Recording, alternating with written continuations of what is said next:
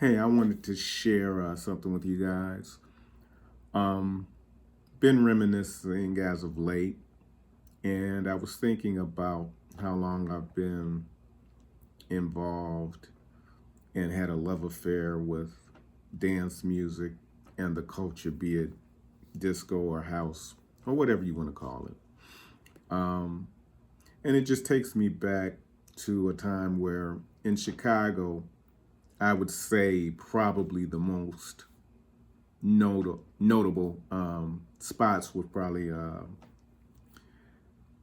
the power plant, the warehouse, the music box.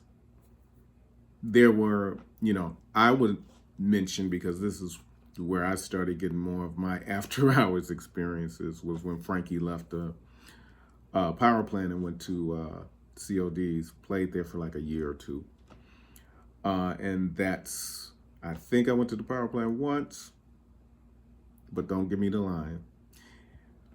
One of the reasons I made the video is because I get a little pissed off thinking of what the obstacles were as far as stopping people from being free, expressing themselves, that carried on and had a lasting impact. I mean, I'm not saying that the culture is bad and terrible, but it was stunted.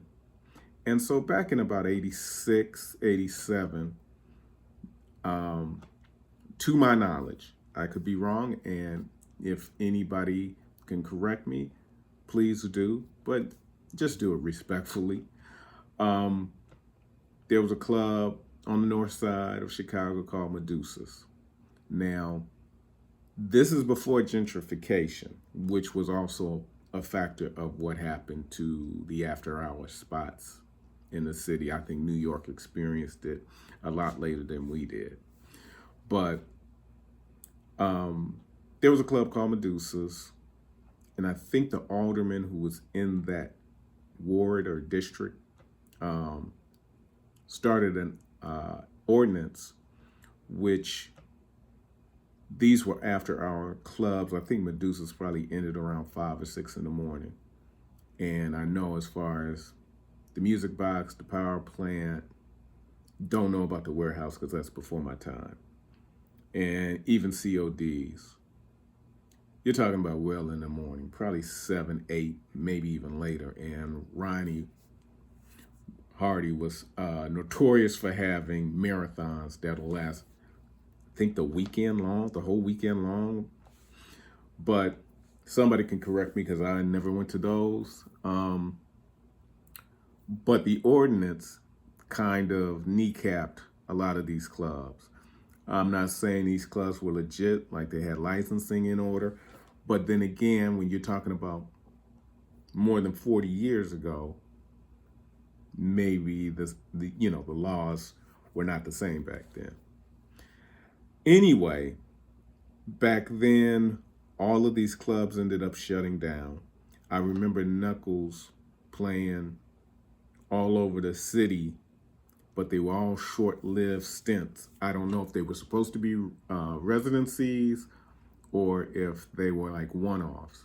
But I remember it seemed like there was no place that he can play consistently. Now, maybe he didn't want to play, and anybody who can answer that for me, feel free to join in.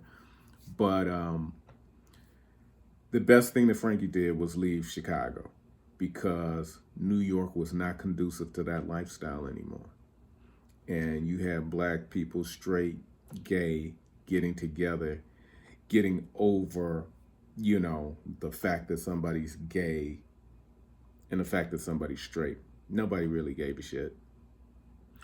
And so it was a good thing. It was a positive thing.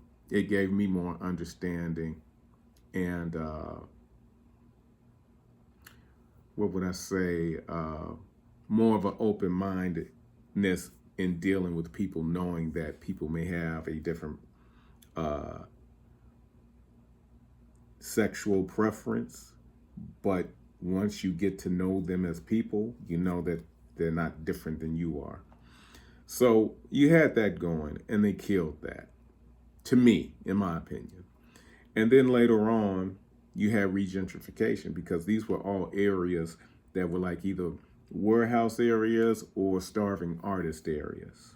You had the South Loop, you had Wicker Park, you had Bucktown, you had all these areas where you had places that clubs and starving artists, didn't matter about musicians. It could have been musicians. It could have actually been painters, sculptors, whatever. We're living there. And I remember when they told these people to hat up and hit the bricks. I know New York has experienced it because I think every city in America, every major city in America has experienced gentrification. But all of that stuff came at a cost to art. And I'm not just talking about, the house music scene. I'm talking about anything really creative. So that's just my 2 cents as far as my experiences and my recollection of the history here in Chicago. Peace.